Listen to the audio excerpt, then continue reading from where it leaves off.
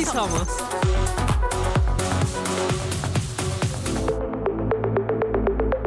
Bienvenidas a otra emisión de Sí Somos. Muchísimas gracias por estar otra vez aquí. Qué bueno que compartimos este espacio de nuevo. Pero en esta ocasión vamos a abordar un tema muy delicado, muy doloroso, el cual es las mujeres en la guerra.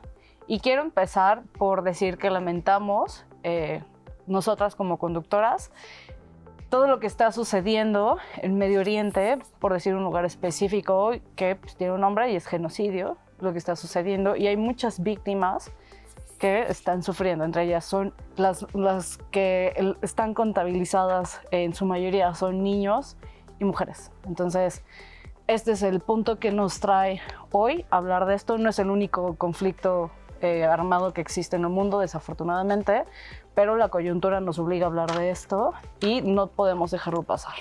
Bienvenidas. Gracias. Yo creo que en el tema de la guerra y las mujeres podemos tocar dos líneas de análisis, ¿no? La primera son las mujeres como actoras armadas y la segunda son las mujeres como víctimas. Entonces, no sé si podríamos empezar también a nombrar que las mujeres también han participado en los conflictos armados en el frente, ¿no? Y quiero mencionar rapidísimo algunos casos para visibilizar también lo que ha pasado en la historia reciente de América Latina.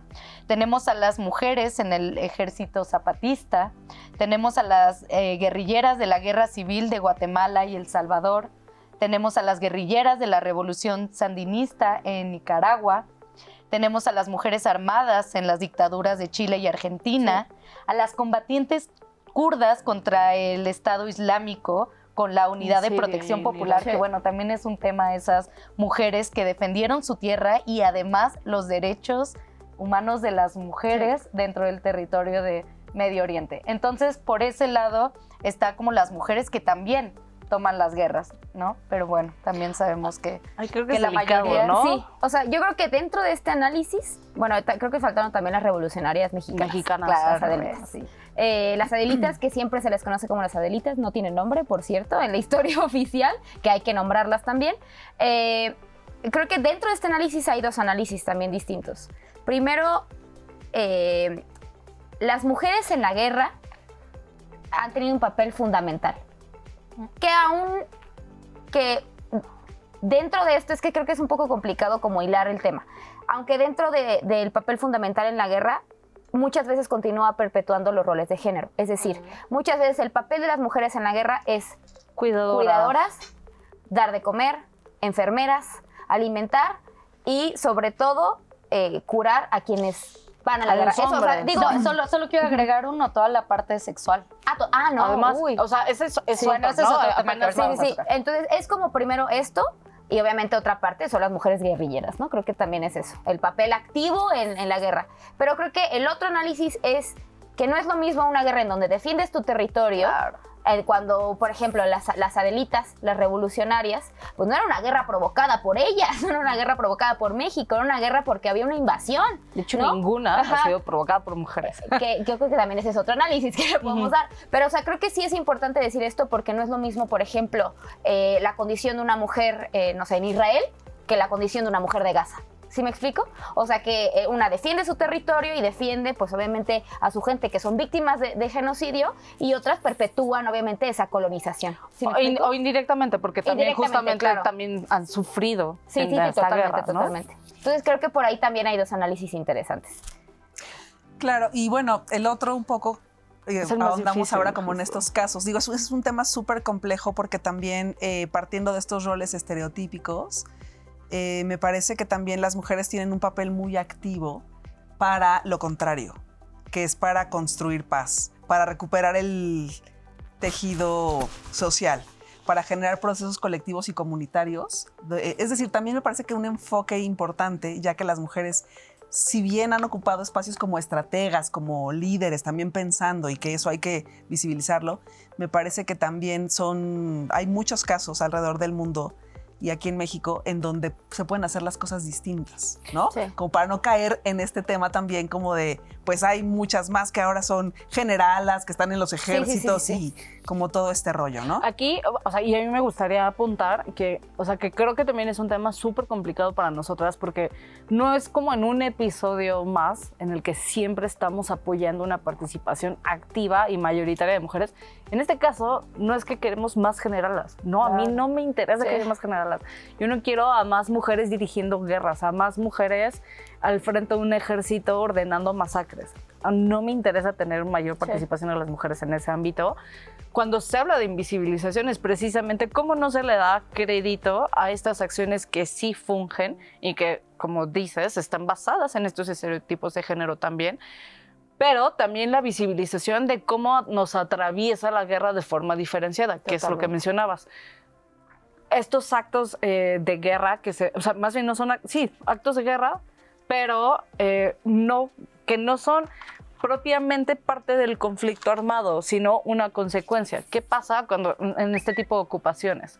Cuando hay esterilizaciones forzadas a miles de mujeres, violaciones a mujeres, cuando les quitan a sus hijos, ¿no? O sea, este tipo de violencia biocaria, exactamente para tomarlo como rehén, el bando contrario o el bando donde tú no decidiste estar, pero estás y te lo quitan para llevarlo a la guerra, ¿no? O sea, veíamos que reclutaban a niños de 13 años menores precisamente para formar parte de esta guerra. O sea, ahorita hablando del conflicto armado que se vive en Israel, pero ¿qué pasa también cuando hay un conflicto armado como en México? Que no hay una guerra con otro ejército, sino que gracias a Felipe Calderón, y eso nunca se nos tiene que olvidar, hay una guerra en contra de ciertos grupos de narcotráfico que ha impactado directamente la sexualidad, la estabilidad, la vida de las mujeres en el territorio mexicano, igual que hombres, pero la violencia es diferenciada. Es que claro, porque en la guerra contra el narcotráfico, las que mueren más cruentamente son las mujeres. ¿No? Porque a las mujeres se les viola y se les toma como trofeos de guerra, como en cualquier guerra, ¿no? Las mujeres, a través también desde nuestra sexualidad, somos los trofeos de guerra. Entonces también es una cuestión de poder el violar, el secuestrar mujeres para también humillar al otro bando es una cosa completamente terrible. Pero sí hay que mencionarlo, en esta guerra provocada por Felipe Calderón, han muerto de una manera muy cruel muchos hombres, por supuesto, muchos jóvenes, mucha gente pobre. Que son más hombres, o sea, hay que decirlo también, son más hombres los que han muerto, pero la violencia es diferenciada. Y es que las mujeres más bien se vengan con las mujeres, ¿no? O sea, tal vez las mujeres no están involucradas. No participan, pero entonces la venganza es voy a matar a tu esposa, a tus hijas, a tu familia. Claro, y es la cosificación también. Tú hace rato comentabas, Julia, el trabajo sexual que también se hace como parte de la aportación, o sea, del rol que juegan las mujeres. Y en el caso del narcotráfico, del crimen organizado, tienen como un rol muy, muy específico en este sentido, ¿no? Las conocemos como buchonas, las conocemos como, ¿saben? O sea, hay como toda una cultura alrededor de las mujeres que acompañan, pero que son objetos. Sí. Porque al final cumplen una función de satisfacción del ego, de satisfacción sexual, pero también te acabo desechando cuando no te ocupo. Y en ese sentido me parece muy importante en contextos donde hay conflicto armado, para no denominarle guerra, que también es una cosa así como muy, muy compleja y muy acotada. En estos contextos también es importante destacar el caso de México, que durante muchos años invisibilizó los feminicidios. Totalmente. Porque en las carpetas comenzó a irse, ¿no? En asesinatos de mujeres con marcada violencia por razones de género, era como, pues es que andaba con fulano, pues que traficaba droga, pues es que, ¿sabes? Entonces, la verdad es que ha habido, y ahí nos podrás decir tú mucho más, Gracia, en estas reformas que hubo, donde todo feminicidio, todo homicidio de mujer, todo asesinato tiene que catalogarse e investigarse como feminicidio. Totalmente. Que es un gran avance, pero entonces es como de los daños colaterales. Y bueno, y lo que implica, y digo colateral, que es horrible porque es directo con un impacto específico a la vida de estas mujeres, de sus familias y de sus hijas o hijos, ¿no? Bueno, también Felipe Calderón, cuando le preguntaban eso, decía, bueno, son daños colaterales, como si la vida de las mujeres y la vida de los jóvenes no importara, ¿no? No, pero obviamente eso hablando específicamente del caso mexicano, pero normalmente en los conflictos armados en las guerras, la vida de los niños, la vida de las niñas, la vida de las mujeres, de las personas adultas mayores son daños colaterales, ¿no? Y eso lo vemos en todo el mundo. Y mayores. Y mayores, exactamente. Entonces, eso por una parte, y creo que también es muy importante irnos un poquito antes de irnos al segundo análisis de las mujeres como víctimas, ya más específico. Creo que también hay que hablar un poco de cómo hay también estereotipos de género en el hecho de decir que los hombres, o sea, digo un poco porque yo también soy más de la idea de que los hombres son como los que perpetúan la guerra, ¿no? Pero sí hay cierto estereotipo en decir los hombres son guerra, las mujeres son paz, ¿no? O sea, Sí, porque existió Margaret Thatcher. A exactamente, nadie se nos justo, olvida exactamente, tampoco. a nadie se nos olvida Margaret Thatcher, la colonizadora de Margaret Thatcher o la reina Isabel II, ¿no? O sea, pero bueno. Pero son mínimos los casos. Sí, o sea, pero creo que sí, o sea, sí perpetúa de cierta manera estereotipos de género, aunque si nos vamos a la realidad, si nos vamos a cifras, A la nos vamos estructura, a la o sea, estructura, estadísticas, justo. los hombres son los que históricamente han gobernado, ¿no? Y es que los hombres son los que piensan las guerras y los que la financian. Ahora, y ¿no? las piensen además, pero también con la participación de las mujeres en esto. O sea, ya lo mencionabas, aquí estereotipos muy específicos aquí, o sea, que hay en México, pero no ha sucedido solamente en México y no ha sucedido solamente en la región, sino, o sea, a lo largo de los conflictos armados existen figuras, o sea, tan solo la Mata Hari, ¿no? Sí. O sea, esta figura de una espía que basa todo su poder en su sexualidad. O sea, esa es su función y esa es su utilidad para todos los gobiernos. Digo, es una figura ficticia, obviamente basada en espías reales. Ahora, este escuadrón de superasesinas rusas, ¿no? En medio de la Segunda Guerra Mundial y la Guerra Fría. Sí. ¿Cuál es su mayor atractivo?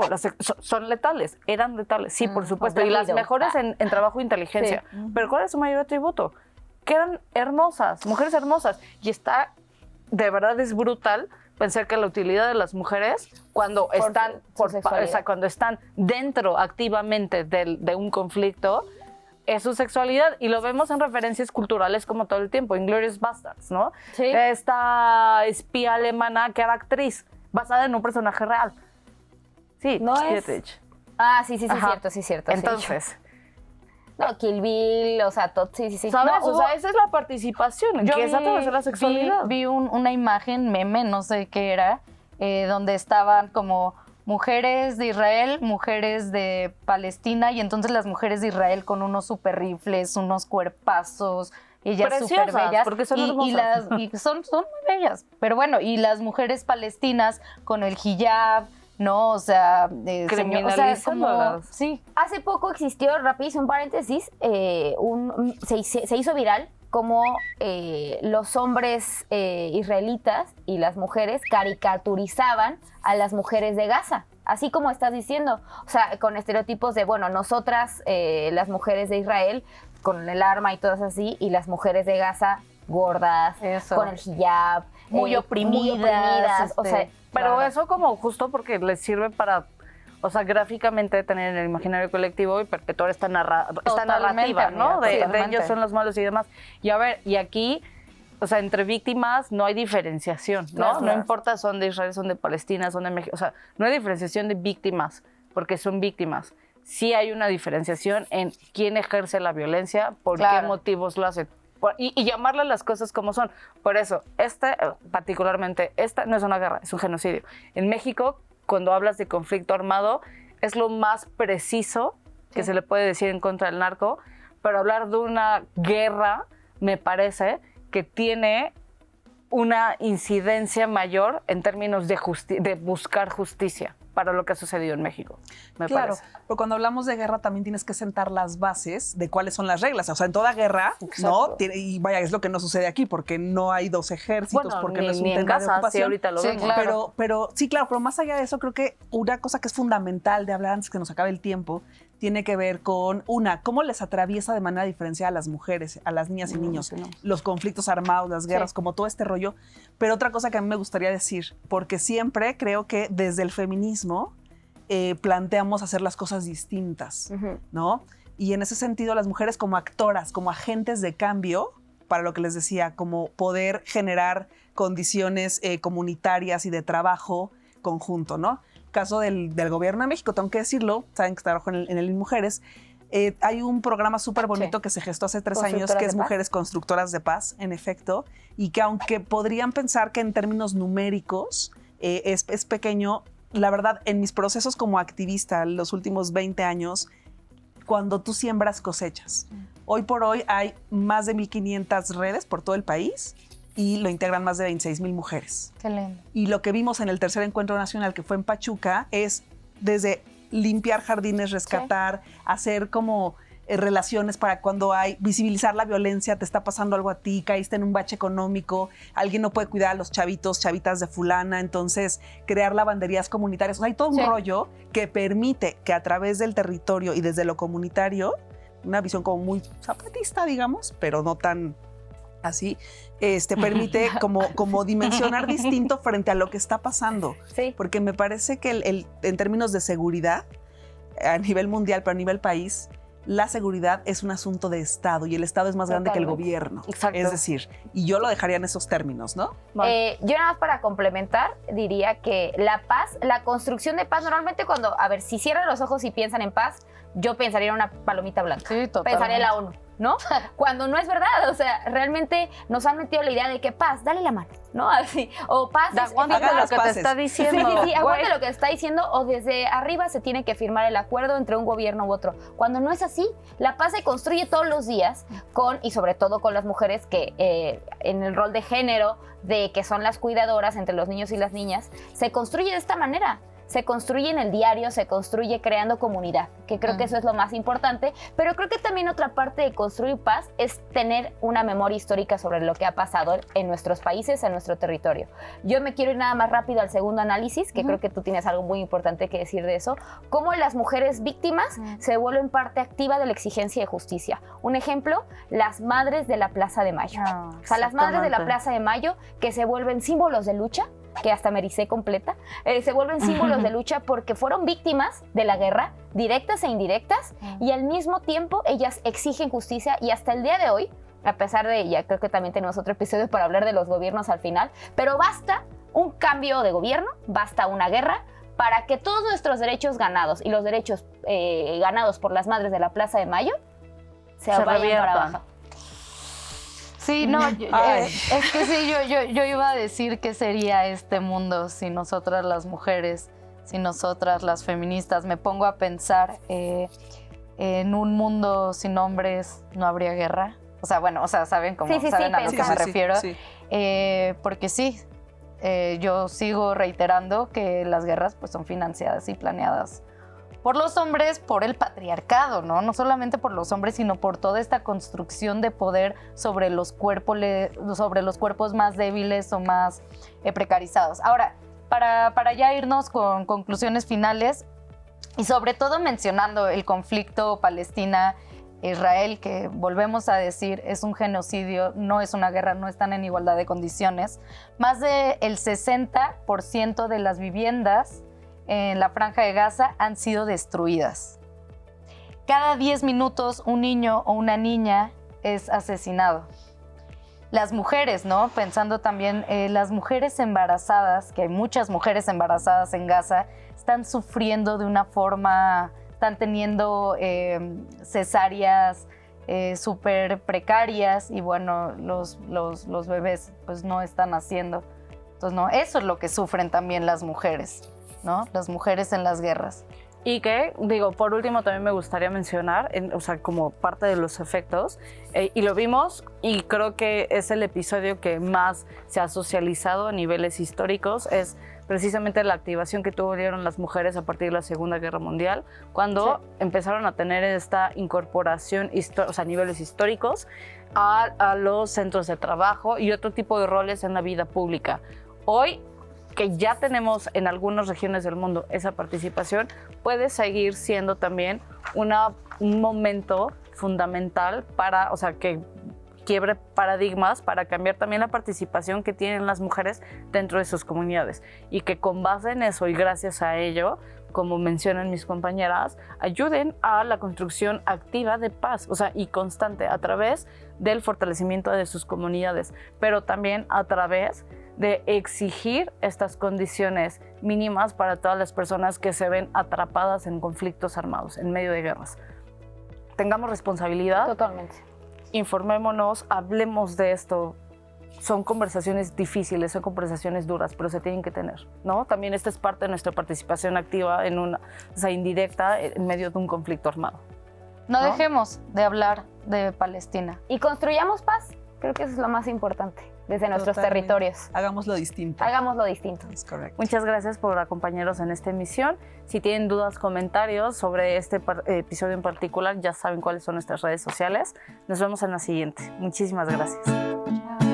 Yo vivía en el campo, tenía una perra, sembraba mora y andaba pata. Tenía mi pinta, tenía mi alberca, tenía talento para la cantata. Tenía 10 años y 2 hermanos, tenía mis padres y una casita. Pero una noche llegó la tropa, mató a los 4 y quedé solita. Un comandante con 10 reclutas fue el que a mi gente la asesinó. Porque esta tierra era de la patria y el presidente la reclamó. De pura vaina no me mataron porque no vieron que me escondí. Y a la mañana me fui pa'l monte y en la guerrilla me suscribí. Yo me volví guerrillera, fue a la madrugada cuando quedé a la deriva y me fui para el monte.